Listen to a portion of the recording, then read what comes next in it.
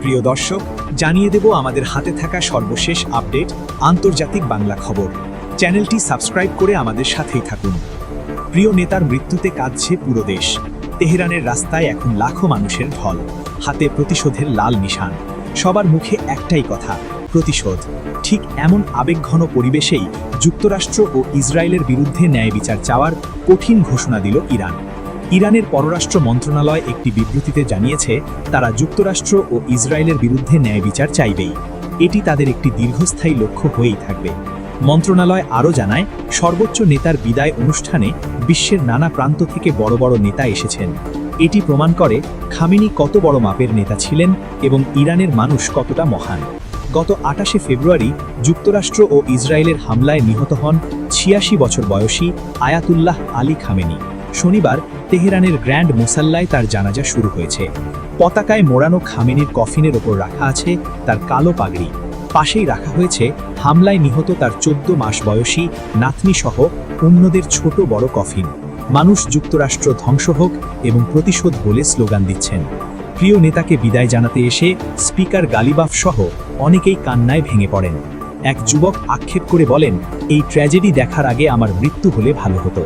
ধারণা করা হচ্ছে আগামী 3 দিনে তেহরানে প্রায় 1.5 থেকে 2 কোটি মানুষ জড়ো হবেন। খামেনির মৃত্যুতে ইরানে মূলত একটি যুগের অবসান হল। 1989 সালে তিনি ক্ষমতায় আসেন।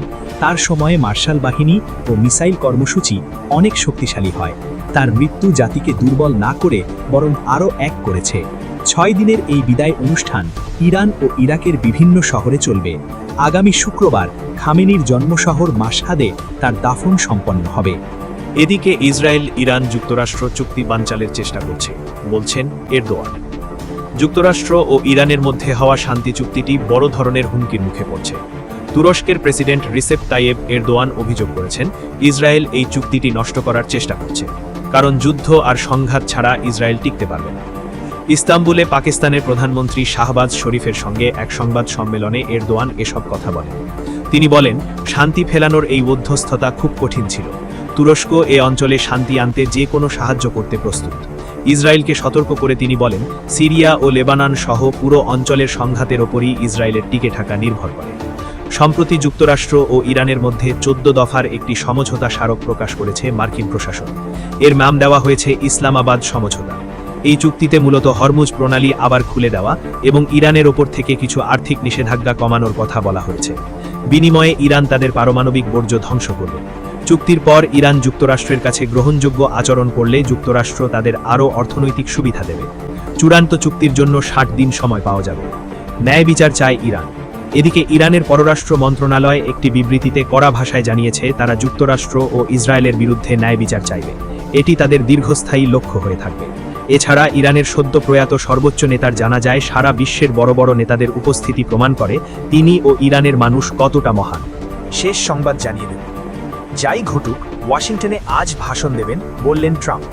ওয়াশিংটনে স্থানীয় সময় শনিবার রাতে যাই ঘটুক যুক্তরাষ্ট্রের 250তম স্বাধীনতা দিবস উপলক্ষে পূর্ব নির্ধারিত ভাষণ দেবেন বলে জানিয়েছেন দেশটির প্রেসিডেন্ট ডোনাল্ড ট্রাম্প। মূলত ট্রাম্পের ভাষণে বাদ সেধেছে চরম প্রতিকূল আবহাওয়া। বৈরী আবহাওয়ার জেরে অনুষ্ঠান স্থল থেকে এরই মধ্যে হাজারো মানুষকে সাময়িকভাবে সরিয়ে নেওয়া হয়েছে। এ পরিস্থিতিতে হোয়াইট হাউসের একজন কর্মকর্তা এবং আয়োজক গোষ্ঠী ফ্রিডম 250 অর্গানাইজেশন জানিয়েছে, ওয়াশিংটনের ন্যাশনাল মলে রাত 11টার দিকে বাংলাদেশ সময় আজ রোববার সকালে প্রেসিডেন্ট ট্রাম্প তার বহুল আলোচিত ভাষণটি দেবেন। এরপর রয়েছে আতশবাজির আয়োজন।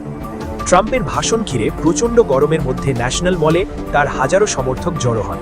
তবে পূর্ব নির্ধারিত ভাষণের কয়েক ঘন্টা আগে সম্ভাব্য বজ্রঝড়ের আশঙ্কায় সেখান থেকে তাদের সরে যেতে নির্দেশ দেওয়া হয়।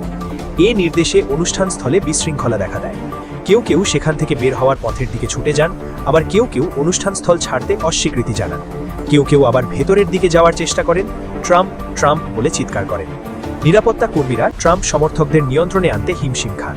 তাদের হস্তক্ষেপে পরিস্থিতি আরও উত্তপ্ত হয়ে ওঠে। পুলিশ সারিবদ্ধভাবে দাঁড়িয়ে আলো ফেলে সবাইকে সরিয়ে নেওয়ার চেষ্টা করে। এ সময় একটি নিরাপত্তা যান সবাইকে বের হওয়ার পথের দিকে ঠেলে নিয়ে যাওয়ার চেষ্টা করে।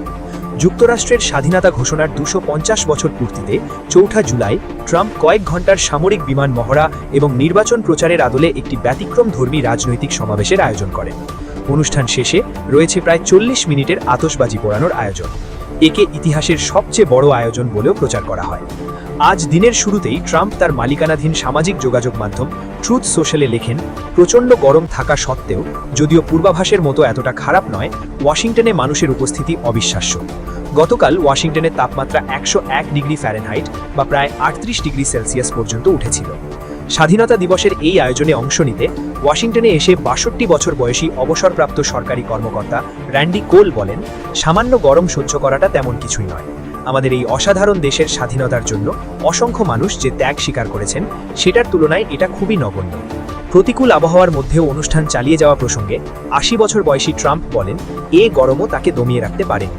তিনি বলেন, আমি একটি খুব দীর্ঘ বক্তব্য দেব, শুধু এটা দেখানোর জন্য যে আমি সবকিছুই করতে পারি। গত শুক্রবার দক্ষিণ ডাকোটার ঐতিহাসিক মাউন্ট রাশমোর স্মৃতিসৌধে পরিদর্শনে যান ট্রাম্প। সেখানে তিনি পূর্বসূরি George Washington, Thomas Jefferson, Abraham Lincoln এবং থিওডোর রুজভেল্টের পাথুরে ভাস্কর্যের সামনে দাঁড়িয়ে ভাষণ দেন।